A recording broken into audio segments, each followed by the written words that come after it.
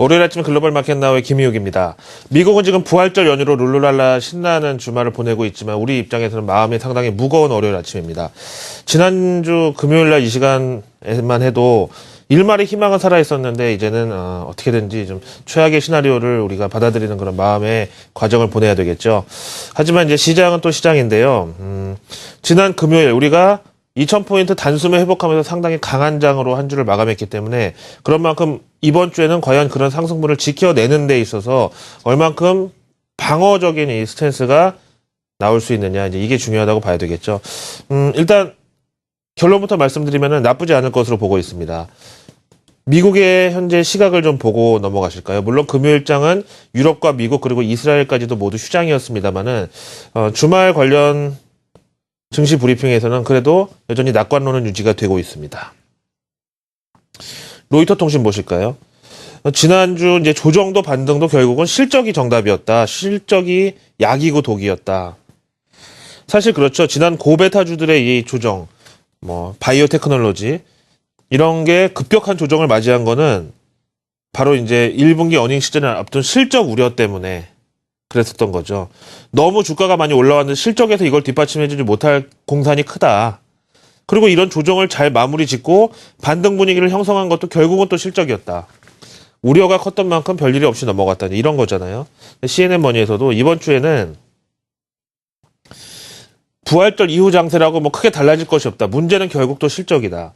이번 주에 애플, 마이크로소프트, 맥도날드 등 그야말로 블루칩, 경기 민감주, IT 대장주 이런 것들의 실적이 줄줄이 몰려온다.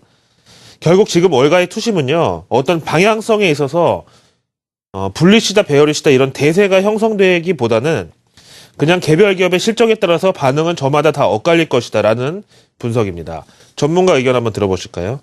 리지워스 캐피탈 매니지먼트. 이번 1분기 어닝 시즌은 그야말로 정글이 될 것이다. 그도 그럴 것이 지난 1분기 특히 연초에 날씨의 폭설하고 한파 있었죠.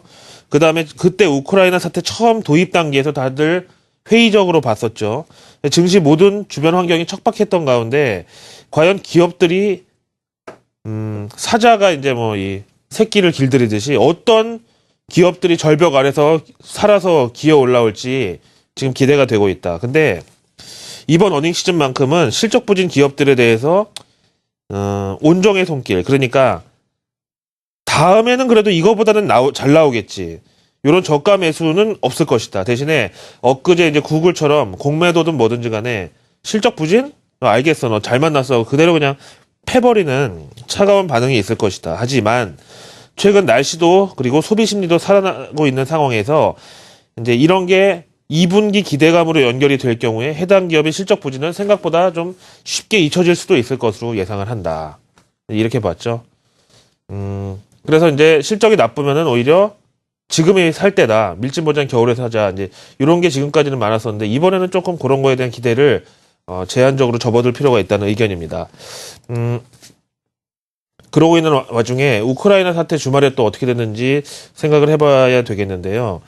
일단 지난 금요일장 우리나라 장 마감 상황 같은 경우는 주말에 아무 일도 없을 것이라는 이제 전제하에 진행이 돼서 상승폭이 그만큼 만들어졌는데 우크라이나 사태가 지난 금요일 말씀드린 대로 사자 간 협상 타결로 완전히 해결 국면으로 접어든 것은 또 아니네요.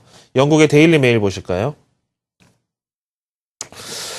위성사진 분석을 했는데 러시아군 4만 명이 여전히 우크라이나에서 작전 수행 중이더라.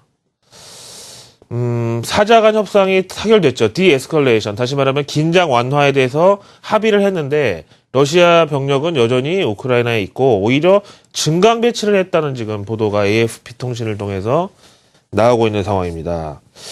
앞에서는 악수를 하고 뒤에서는 칼을 갈고 좀 이런 상황이긴 한데요. 그렇다면은 지난 주말 금요일 날이요. 누가 봐도 이제 코스피 지수 이 양매수, 동반 매수, 쌍끌이 매수는 위험자산 선호 현상 재개, 안전자산 선호 쇠퇴. 이 바로 사자회담 결과에 따른 것이었다고 봤을 때 요거를 그럼 반납해야 되느냐. 아직은 또 그럴 건 아니라는 거죠. 지금 우크라이나 관련 소식들 보셨는데요. 이제 이번 우크라이나 사태는 뭐 흔히들 얘기를 하죠. 이게 셰일가스 대 천연가스의 싸움이다. 겉으로는 미국과 러시아가 이제 대치하고 있지만 이제 그런 거라는 거고요. 이제 에너지 패권을 놓고 좀 싸우려고 하고는 있는데 사실은 러시아가 지금 막 이렇게 막 강수를 두는 것처럼 보이지만 미국에서도 은근히 이제 러시아를 가만히 있지 못하도록 압박을 하는 게 있다는 거죠. 그게 보니까 영국의 더 타임즈에서 미국도 지금 앞에서는 웃는 얼굴 하고 있지만 푸틴을 막 쥐어짜고 있다. 개인 자산 400억 달러 동결을 그 전부터 준비해 왔다라는 소식입니다. 앞에서도 말씀드렸지만은 이번 이 우크라이나 사태는 조금 다른 관점으로 볼 필요가 있다고 이제 누차 강조를 드렸는데 마침 브루킹스 연구소에서 다음과 같은 이 연구 보고서가 나왔습니다. 그래서 주말 동안에 좀 나름대로 눈길을 끌었다는데요. 내용 간단하게 한번 정리해 보겠습니다. 이 세계 에너지 질서가 재편된다. 여기에 이제 우크라이나가 첫 번째 스파링 무대가 됐다는 건데요. 사실 구리나 철, 곡물, 뭐 다른 상품들도 마찬가지지만은 특히 원유의 경우는 글로벌 G2, 미국하고 중국 여기에 수요가 상당히 크죠. 뭐 앞으로도 한동안 그럴 텐데 여기 읽어보니까 이미 1년 6개월 전에 이 원유에 대해서만큼은 중국이 세계 최대 수입국 지위를 미국을 앞질러 버렸대요. 미국이 2위로 이제 따돌림을 당했다네요. 물론 미국은 뭐 최근에 셰일가스 개발을 통해서 에너지 독립국의 위상을 강화하고 있는 중인데 뭐 셰일가스에 대해서는 솔직히 좀 찬반 양론이 많죠. 생산성이 낮다. 뭐 배보다 배꼽이 더 클 수 있다. 뭐 이런 비판도 있지만은 근데 결국은 생각해 보면은 그동안 미국이 밀어붙여 가지고 특별히 실패한 산업은 또 없었다는 거예요. 대미 원유 수출량 보실까요? 요 캐나다만 꾸준히 증가하고 있고 나머지 뭐 사우디, 멕시코, 베네수엘라, 러시아 등은 오바마 정부 들어서 모두 하락세를 그대로 이어나가고 있고요.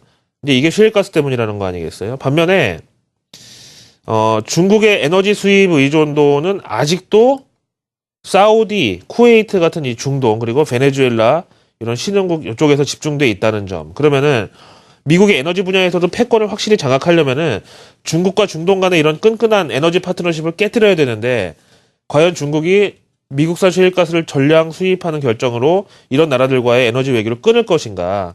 지금은 가격 논리가 아니라 외교 논리로 중국도 이거를 좀 따라갈 수밖에 없는 상황이라고 해서 어떻게 보면은 중장기 테마로 계속 우리가 안고 가야 될 여지가 있지 않느냐라고 이제 생각을 합니다.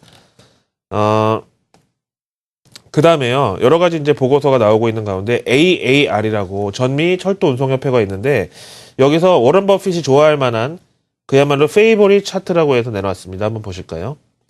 이 페이보릿 같은 거는 한국말로 옮기기가 좀 까다롭더라고요. 어떻게 나왔냐면은요. 지난주에 그렇죠. 주간이니까 지난주인데 연초 이런 마이너스를 딛고 그야말로 이것도 이제 V자 반등이 나와버린 상황이고요. 8.2%? 네, 전년 동기 대비해서 급증을 했다네요. 뭐 워런 버핏이 본인이 벌링턴 노던 산타페 철도 운송사를 뭐 소유하고 있기도 하지만은 이 운송에 있어서 경기 민감주로서의 특징, 선행성 이런 걸 생각할 때 그럼 우리나라 굴뚝주에도 이게 도움이 될 것이라고 봐야 될까요? 글쎄요. 사실 저는 이제 이거보다는 요거는 미국만의 얘기고요. 사실 발트익 운임 지수를 더 봐야 된다고 생각하는데 미국의 경우는 제조업을 다시 살리자 이런 거 아니겠어요? 그래서 지금 보시는 게 발트익 운임 지수거든요. 과거 8, 90년대, 2000년대 초반만 해도 그랬었죠. 이제 대부분의 미국에서 옷이나 무슨 가구나 전자제품을 사면 전부 메이드 인 타이완, 뭐 베트남 뭐 이런 식이었었잖아요. 근데 이제 미국이 자기네들 나름대로는 이제 내수에서 생산도 해서 소비도 하고 남는 거를 수출하는 이제 그런 식으로 이제 뭐 가겠다고 그래서 제조업을 살리겠다고 지금 이 선언을 해 놓은 상태이기 때문에 앞에서 보신 철도 운송량 차트는 미국 제조업 입장에서만 좋은 거고 여기 보시면은 다우 운송지수하고 같이 보실 때 우리는 결국 발티구님 지수를 봐야 되지 않느냐. 다우 운송지수를 따라가는 게 앞에서 보신 이 철도 운송량 지수라고 하면은. 그래서 최근에 발티구님 지수만 놓고 보시면은 뭐 반등 하나보다 바닥 찍었나 하면 꺾이고, 이번에야말로 치고 올라간다 하면 또 꺾이고, 계속 이런 식이었잖아요. 이번에도 좀 치고 올라가도 또 꺾이고, 결국은 앞에서 보신 미국 제조업과 철도 운송지수 그리고 운송업종의 최근 상승은 어떻게 보면 우리나라 뭐 해운, 조선 이런 데하고는 좀 상관이 없는 그들만의 리그가 시작된 것이 아닌가. 그럼 우리는 조금 더 기다려야 되지 않느냐라고 해서 저는 최근에 증권사 리포트에서 이제는 우리도 경기 민감주, 대형주, 굴뚝주가 간다고 한 이 의견은 조금 미국 거를 우리 상황으로 억지 적용이지 않느냐라는 생각을 좀 하고 있습니다. 그 다음 내용 보실까요? 벤처비트라는 데서 이제 나온 소식인데요. 구글 사실 실적 실망 발표하고 나서 조금 서운한 매도세를 많이 맞았는데 이번에는 또 생명 연장 프로젝트 과학자를 영입한다고 발표를 했습니다. 구글의 이 이노베이션 페디시즘이라 그럴까요? 우리는 막 혁신 아니면 막 큰일 난다는 이런 정신 때문에 뭐 지난주에 컨택트 렌즈에 카메라 기능 장착된 거를 개발한다고도 했고, 이분인데요.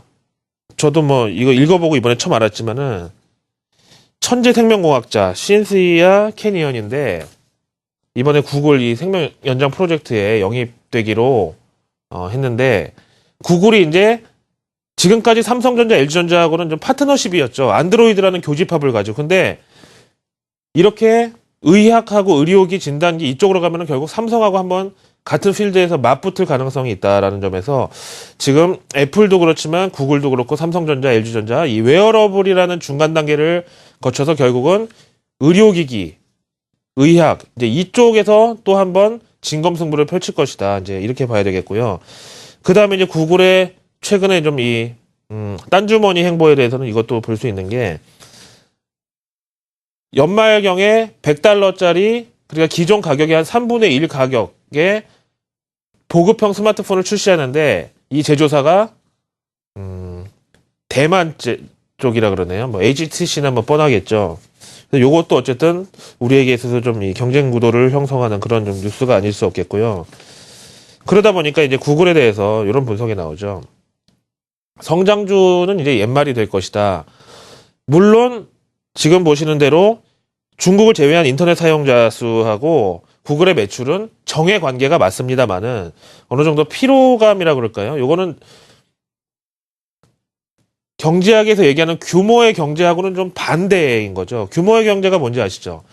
예를 들어서 1인분 밥상 차리는데 5,000원 든다 그러면은 10인분을 차리면 5만 원이 들어야지 숫자상 맞는데 사실은 2만 5천 원밖에 안 든다는 거예요. 그래서 이 수요가 늘어나고 표본이 늘어날수록 비용은 급감한다는 건데, 여기 보시다시피 이용자당 매출 지출 총액은 늘어나는데도 이용자당 순이익은 계속 늘어나지 못하고 있는 상황이잖아요. 그래서 앞에서 보신 대로 이제 혁신이나 이런 쪽에 돈을 많이 쓰고 있는데 과연 결실을 맺을 수 있을까? 이제 이거는 좀 봐야 되겠고요. 바로 이제 구글 주가 넘어갈까요? 실적 발표하고 나서 네, 보시다시피 한 4%대 하락을 보였고요. 이 마감 후에 발표하고 나서는 한 6% 빠졌다가 개장할 때 조금 개법을 했습니다만 그래도 결국 마이너스 한 4%에서 최근에 바이오 테크놀로지 이 조정이 여기에 이제 구글 조정 기간하고 좀 겹치고 있는데 과연 언제 고개를 들까 이거고요. 그 다음에 중국으로 빨리 넘어올게요. 지금 중국에서는 베이징 모터쇼가 한창입니다. 신화통신에서 관련 페이지를 만들어 놨는데, 물론 뭐, 이번에 주제는 전기차, 그리고 다목적 차량, 그리고 아예 양극화로 슈퍼카가 이제 대세라고 하네요. 화면 보실까요? 조금 서운한 게 있다면은 신차 소개에 있어서 뭐 우리나라 제네시스나 이런 게 부각되지는 못하고 있고, 뭐, 그건 뭐 중국 본인들 마음이니까요. 요것만 볼까요? 우리나라 입장에선 제네시스 신형이 참 잘 나왔다고 하지만 왠지 미국에서의 반응은 에쿠스, 제네시스 둘 다 조금 안 맞는, 무슨 중저가 이런 브랜드에서 밍크를 만들어서 팔려고 하는 거를 보는 사람들의 심정이랄까요? 그래서 차라리 지금 보시는 대로 이 토요타 이게 컴팩트 차량이거든요. K2하고 붙는다. 이름도 야리스가 뭔가요? 하여튼 선택과 집중 전략으로 이제는 중국을 갈 때가 됐나? 이제 이런 생각을 하고요. 그 다음에요. 보통 미국이 휴장이거나 아니면은 주말 동안에 무슨 어떤 기류 변화에 대해서 궁금할 때 일요일 날 열리는 이스라엘 지수를 보는데 당연히 이스라엘도 지금 부활절로 휴장이었거든요. 일요일까지 놀고 있는데 그래서 이번에 사우디 지수를 보시죠. 여기야 뭐 아예 종교가 다르니까 부활절이고 뭐고 우리는 일요일 날도 뭐 시장 연다 이건데요. 1.1% 상승하면서 지난 금요일 날 우리나라 좀 상승분이 가파르긴 했지만 그걸 유지할 만한 근거는 어쨌든 주말 동안에도 유지가 됐고 우크라이나 사태로 인해서 갑자기 글로벌 위험자산 선호 현상이 뒤집어지지는 않은 정도로만 해도 오늘은 일단 다행인 것으로 넘어가겠습니다. 자, 월요일 아침 오늘 글로벌 마켓 나우 준비한 내용 모두 전해드렸습니다. 저는 김희욱이었습니다.